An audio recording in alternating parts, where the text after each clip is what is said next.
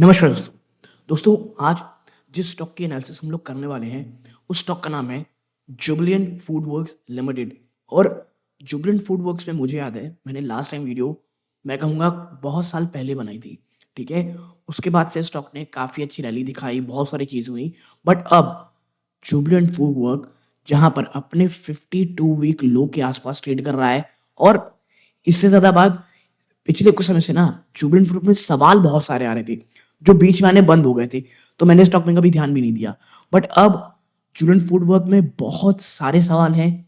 Stock 530, देखो 500 to 530, ये एक ऐसा जोन है जो हर एक स्टॉक में अगर आप देखोगे तो टेक्निकल टर्म में ये एक ऐसा लेवल होता है जहां से अगर ये नीचे चला गया तो बहुत ज्यादा वीक होता है, वरना 530 से ये जंप जरूर करता है। तो अब जुबिलेंट फूड वर्क में क्या हो रहा है, जो आप कह सकते हैं सेम सेल्स ग्रोथ है वो कैसी है, आने वाले समय में क्या ग्रोथ के प्लान है। और देखिए मैं हमेशा कहता हूँ एनालिसिस वीडियो काफ़ी बड़े होते हैं। और जुबिलेंट फूड वर्क को आप देखोगे, जो मुझे अभी भी उतना ज़्यादा पसंद क्यों नहीं आता है, ये बहुत हाई पी में काम करता है। लेकिन देखिए, जब मैं कहता हूँ पसंद नहीं आता है, हाई पी में काम करता है, बट मुझे ये भी पता है कि ये कभी डर्ट चीप वैल्यूएशन में कभी नहीं मिलने वाला है। ठीक है, रीज़न ये है क्योंकि ये एक ग्रोथ की कंपनी है। और मैं बता दूं, जो अभी रिजल्ट आया है उसमें और ज्यादा एग्रेसिव एक्सपेंशन की बात हो रही है। ठीक है, तो स्टॉक में क्या चल रहा है, फ्यूचर प्लानिंग क्या है, इन तमाम चीजों में चर्चा करेंगे। आपसे बस एक दरखास्त है, इस पूरी वीडियो को एजुकेशनल पर्पज के लिए लें, डेटा पॉइंट की तरह लें। At the end of the day आपको खरीदना है, बेचना है, अपने वित्तीय सलाहकार की सलाह लें। यहाँ पे जो भी इंफॉर्मेशन है, चाहे वो ब्रोकरेज रिपोर्ट्स के थ्रू हो, न्यूज़ आपके सकते जो हेडलाइंस रहती हैं उनके थ्रू हो, और कुछ चीज़ें एआई के जनरेटेड भी हैं, ताकि जो सवाल मैं खोज रहा था उसके जवाब के लिए, तो आपको यहाँ पर इस पूरी तरह की एक कंपाइलेशन रिपोर्ट मिलेगी। ठीक है, आपको फिर मैं कहूँगा खरीदना है, बेचना है, अपने वित्तीय सलाहकार से सलाह लीजिएगा। वीडियो थोड़ी लंबी होगी क्योंकि एनालिसिस की है, सो प्लीज़ टुकड़ों में देखिए या 2x स्पीड में देखिए। ओके, नाउ देखो, पिछले 1 साल में जुबिलेंट फूड वर्क अगर आप देखोगे तो इसने ऊपरी स्तरों से, आप देखिए एक समय तो गिरावट ऑलमोस्ट 30% थी, जो अभी घट करके 24.5% है। बट ये वापस से नीचे आ रहा है, और ये आप देख रहे हो 500 के आसपास। आने वाले समय अगर गिरावट होती है तो वापस से स्टॉक 500 के आसपास आ सकता है। ठीक है, और यहाँ से जैसे पिछली बार जंप हुआ था, क्या ये यहाँ जाकर के वापस से जंप करेगा, ये हमको लेकिन आने वाले समय में पता चलेगा। ठीक है, तो मुझे लगता है ये परफेक्ट टाइम है एक एनालिसिस वीडियो इसके ऊपर बनाने का। ओके, आज जुबिलेंट ने Q3 के नंबर दिखाए। ठीक है, जो परफॉर्मेंस थी ये इंडिकेट करती है कि एक शानदार रिकवरी, चाहे वो प्रॉफिटेबिलिटी में हो और एक्सपेंशन फेज, वो बहुत मजबूत चल रहा है। बट क्या कंपनी फेस कर रही है, एक कॉम्प्लेक्स टेक्निकल सेटअप और लगातार बढ़ता कॉम्पिटिटिव हेडविंड क्यूएसआर सेक्शन में, यानी क्विक सर्विस रेस्टोरेंट स्पेस में। अब नंबर्स कैसे आए, तो आप यहां पाएंगे कंपनी का रेवेन्यू सवा तेरह परसेंट जंप आया है ईयर ऑन ईयर। एबिटा 19.5% बढ़ा है, जंप किया है। ठीक है, नेट प्रॉफिट में 65.2 से 68.6% का ऑलमोस्ट जंप है ये। एबिटा मार्जिन 20.5% है। ठीक है, और डोमिनोज इंडिया जो है उसका एलएफएल, अब एलएफएल क्या मैं आपको बताऊंगा। ठीक है, वो 5% रहा है, जो एक कंसिस्टेंट है। ठीक है, तो आपको दिख रहा होगा नंबर्स अच्छे लग रहे हैं एटलीस्ट। ठीक है, अब आते हैं, ये तो हो गई सामने की चीजें, अब आते हैं डिटेल्स की ओर। तो देखो, सबसे पहले है ऑपरेशनल लेवरेज। मार्जिन एक्सपैंड हुई है ऑलमोस्ट 100 बेसिस पॉइंट की, क्योंकि प्रोक्योरमेंट काफी अच्छा हुआ है। प्राइस हाइक बीच बीच में किया गया है बहुत कैलिब्रेटेड वे में, ताकि ना ही कस्टमर को बहुत ज्यादा लगे, ना एज ए इंडस्ट्री कंपनी को प्रॉब्लम हो कि वो पैसा ही नहीं बढ़ा पाई। और इफिशिएंसी काफी मजबूत हुई है डोमिनोज। ओके, फिर आते हैं कहां पर, स्टोर एक्सपेंशन में। कंपनी ने 114 नए स्टोर ऐड किए इस क्वार्टर में, एक क्वार्टर में, जिसमें 75 ना डोमिनोज इंडिया के थे। और अब जो टोटल रीच कर चुकी है, reaching a global total of nearly 3600। फिर डिजिटल रीच, जो लॉयल्टी प्रोग्राम है, मेंबर है, वो लगभग 40 मिलियन क्रॉस हो चुका है, जहां पर जो ऐप ट्रैफिक और ट्रांजेक्टिंग है user seeing 21% rise year on year. ठीक है, तो यानी कि आप देख रहे होंगे जो की हाईलाइट है वो भी काफ़ी अच्छी है।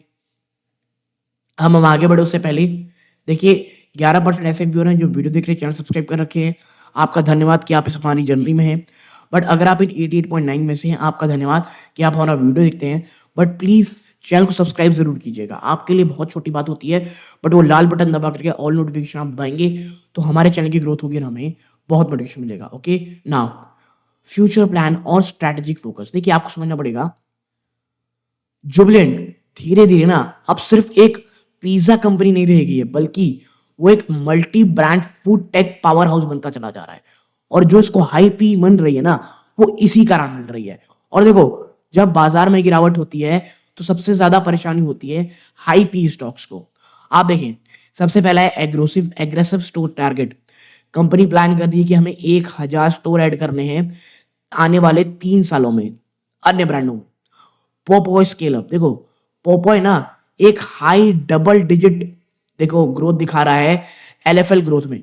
और मैनेजमेंट आप कह सकते हैं प्लान कर रही है और ज्यादा एग्रेसिव एक्सपेंशन की to 300 stores to compete with KFC. ठीक है, तो केएफसी के मुकाबले कंपनी है जो पोपॉयज को लाना चाह रही है, और यही कारण है कि उनके मुकाबले 300 नए स्टोर कंपनी यहाँ ओपन करना चाह रही है। ठीक है, अब हम यहाँ देखेंगे कि मार्जिन गाइडेंस का क्या हाल चाल है। तो कंपनी कहती है कि वो 200 basis point additional margin expansion कर लेगी टिल फाइनेंशियल ईयर 28। ठीक है, आप यहाँ देखेंगे थ्रू बैकवर्ड इंटीग्रेशन और सप्लाई चेन में और मजबूती लाएगी। ठीक है, और नाउ इंटरनेशनल कंट्रीब्यूशन, जो तुर्की का जो बिजनेस इन्होंने जो एक्वायर किया था, जो अब सेल्फ सस्टेनिंग हो चुका है, यानी serving its own acquisition date, और जो श्रीलंका बांग्लादेश है वो एक स्ट्रॉन्ग टॉप लाइन ग्रोथ दिखा रहा है। देखो यार, बांग्लादेश को लेकर के अब जब वहां पे गवर्नमेंट चेंज हो गई है, गवर्नमेंट वहां आ चुकी है, तो कहीं ना कहीं चीजें लगती हैं कि भाई कुछ अच्छा होगा। ठीक है, लेकिन यहाँ पे ये कह सकते हो कि जो जो पिछले कुछ समय में एक प्रॉब्लम थी, वो सॉल्व होती कहीं ना कहीं दिखाई दी है। और यही कारण है कि कंपनी धीरे धीरे अपना जो कह सकते हैं एक्सपेंशन है वो आगे कर रही है। फिर इन्वेस्टमेंट और डिसइन्वेस्टमेंट देखो, एसेट मोनेटाइजेशन, जुबिलेंट फूडवर्क ने लगभग 31.66% स्टेक सेल किया है हैशटैग लॉयल्टी में। ये कस्टमर एंगेजमेंट प्लेटफॉर्म है फॉर 64 करोड़, और फोकस कर रही है ऑन कोर फूड ऑपरेशंस में। ठीक है, जो कि मैं कहूंगा एक बहुत अच्छा मूव था। ठीक है, फिर आप आगे बढ़ते हो, यहाँ देखते हो टेक और एआई, बहुत बड़ा इन्वेस्टमेंट चल रहा है एआई ड्रिवन डिलीवरी रूट में, ऑप्टिमाइजेशन में और पर्सनलाइज्ड मार्केटिंग में डोमिनोज के ऐप में, ताकि वो रिड्यूस कर पाए अपने डिपेंडेंसी को जोमेटो और स्विगी। ठीक है, फिर देखो यार, हम सबको पता है जोमेटो और स्विगी इस प्रकार कितना ज्यादा चंक ले रहे हैं रेस्टोरेंट का, और जहां डोमिनोज के पास खुद के डिलीवरी एजेंट्स हैं, तो ये कितना पॉजिटिव है सबको पता है। फिर है इन्वेस्टर चेकलेट। देखो, अगर आप एक इन्वेस्टर हो, अगर इफ यू आर होल्डिंग या कंसिडर कर रहे हैं जीएफएल में एंट्री की, तो ये 4 चीजों को जरूर दिखेगा। पहला है LFL, like for like growth. देखो, ये जो मेजर है ना, this measure sales from stores open over a year, जो पिछले 1 साल में स्टोर ओपन हुए रहते हैं ना, उसमें किस प्रकार की ग्रोथ होती है उसे ही बताया जा रहा है। और 5 से 7% जो स्टेडी अगर आपकी ग्रोथ है, ये हेल्दी होती है। इससे नीचे कोई भी हो रहा है, यानी मार्केट अब सैचुरेट हो रहा है उस स्टोर में। ठीक है, तो ये जो हम ऊपर बार बार एलएफएल देख रहे थे, लाइक फॉर लाइक, इसका मतलब ये है। फिर है रॉ मटेरियल कॉस्ट, उसमें भी चीज, व्हीट और डेयरी, ये सबसे बड़े मार्जिन ड्राइवर रहते हैं। अगर ये तीनों के रेट नीचे जाते हैं, इनके मार्जिन ऊपर जाते हैं। अगर इन तीनों के रेट ऊपर जाते हैं, इन तीनों के रेट अगर ऊपर जाते हैं, तो भाई साहब इनके मार्जिन डिप कर जाते हैं। फिर है डिलीवरी वर्सेस डाइनिंग स्पीड। देखो, करेंटली जो अभी सकते डोमिनोज पिज्जा है, उसकी जो डिलीवरी है वो आउट परफॉर्म कर रही है। और जो रिवाइवल इन डाइनिंग है, देखो डाइनिंग इसलिए सबको अच्छा लगता है, इवन फॉर पिज्जा हट, माफ कीजिएगा डोमिनोज पिज्जा, क्योंकि वो मार्जिन बहुत अच्छा देता है, क्योंकि कोई भी डिलीवरी नहीं करनी, पैकेजिंग कॉस्ट नहीं है। ठीक है, और अगर डाइनिंग आ जाता है तो ये बहुत बड़ा कैटलिस्ट होगा। फिर है पॉपॉइज का यूनिट इकोनॉमिक्स ट्रैक, अगर पॉपॉइज बन सकता है एक meaningful EBITDA contributor compare to dominant Domino's. ठीक है, और देखो अगर पॉपॉइज आता है ना, तो मुझे लगता है ये बड़ा मार्जिन ड्राइवर होगा और इसके कस्टमर बहुत अच्छे होंगे। अब ब्रोकरेज क्या कहती है, देखो हम जैसे मैंने बात कही है कि हर कोई ना जनरली इसमें बुलिश ही होता है, ठीक है, ऑन रिकवरी में, लेकिन सबको एक ही डर है, इसकी हाई पी वैल्यूएशन जो अभी ऑलमोस्ट 90 से 115 ट्रेलिंग 12 मंथ में आती रहती है। शेर खान बाई की बात करके 750 देते हैं टारगेट, क्योंकि नेटवर्क एक्सपेंशन बहुत मजबूत है, लॉयल्टी प्रोग्राम जो है वो काफी अट्रैक्शन ले रही है। बीओबी कैपिटल 676 का टारगेट देता है। कहा जाता है एक्सपेक्ट है जो एबिटा कैगर है वो 8.3% बढ़ेगा फाइनेंशियल 26 और सी 28 तक। ओके नाउ फिर है आईसीआईसीआई सिक्योरिटी, बाय की बात कही जा रही है, 630 का टारगेट है। वैल्यू ऑफर कर रही है जो है ना 99 मील्स में, और कंपनी रिकैप्चर का मार्केट कर रही है जो 100 रुपए के आसपास है। बीबी वेल्थ 541 है, न्यूट्रल है ये, क्योंकि ये मार्जिन बहुत हाई है और जो डेयरी इन्फ्लेशन है वो बड़ा दबाव बना पैदा कर रहे हैं। ठीक है नाउ टेक्निकल एनालिसिस आप करना चाहते हैं आप पॉज करके कर सकते हैं, ये एआई जनरेटेड है, इट्स फॉर यू। ठीक है नाउ अब ये तो हो गई कि जो ब्रोकरेज रिपोर्ट है वो अक्सर फोकस करती है व्हाट यानी रेवेन्यू प्रॉफिट में, अक्सर छोड़ देते हैं लोग हाउ यानी जो अंडरलाइन शिफ्ट हो रहा है बिजनेस मॉडल में। और अगर आप एक इन्वेस्टर हैं तो आपको इन्हीं चीजों में देखनी है। ठीक है तो जो 5 इनसाइड है जो आपको ध्यान में रखने हैं वो क्या क्या भैया, पहला है the fort racing strategy LFL versus system value. देखो यार इन्वेस्टर अक्सर पैनिक कर जाते हैं जब लाइक फॉर लाइक ग्रोथ ना ये कमजोर यानी मॉडेस्ट हो जाती है लगभग 5%, लेकिन जेएफएल ना इंटेंशनली यूज करता है स्ट्रेटजी को कॉल्ड फोर्ट ट्रेसिंग यानी द लॉजिक। वो ओपन करता है एक नया store with in the delivery radius of existing high performance store. इससे होता क्या है, ये कैनिबलाइज करता है ओल्ड स्टोर सेल्स को, ठीक है, ड्रॉपिंग इट्स एलएफएल, लेकिन ये डिलीवरी इंप्रूव करता है टाइम को और जो राइडर फिटीग है उसे कम करता है भाई साहब। ठीक है हिडन ट्रूथ, तो सिर्फ ना एलएफएल को मत देखो बल्कि सिस्टम सेल को देखो। अगर एलएफएल 5% में है लेकिन जो टोटल रेवेन्यू ग्रो है वो 15% है, जो स्ट्रेटजी है ये काम कर रही है इनकी ये वाली, they are owning the neighbourhood और इम्पॉसिबल फॉर पिज्जा हट या लोकल प्लेयर को कि उस मैक्रो मार्केट में एंटर कर पाए। ठीक है फिर आते हैं अगले में, the app is not an ad agency. देखो बहुत से पीपल डोमिनोज ऐप को एज अ मेन्यू देखते हैं बल्कि एफएल ऐसे देखता है as a media asset. Late 2025 में उन्होंने लॉन्च किया था एड मोनेटाइजेशन प्लेटफॉर्म और बहुत बड़े बड़े ब्रांड जैसे एप्पल, टाटा न्यू और फ्लिपकार्ट अब यूज कर रहे हैं जुबिलेंट को अपना शो एड दिखाने के लिए। 15 मिलियन मंथली एक्टिव यूजर और ये एक हाई मार्जिन रेवेन्यू दे रहा है जिसमें जीरो चीज वीट या डिलीवरी राइट आप कह सकते हैं इन्वॉल्व है। तो ये जो एड है ना ये प्योर प्रॉफिट है जो ऑफसेट करता है इन्फ्लेशन इन रॉ मटेरियल।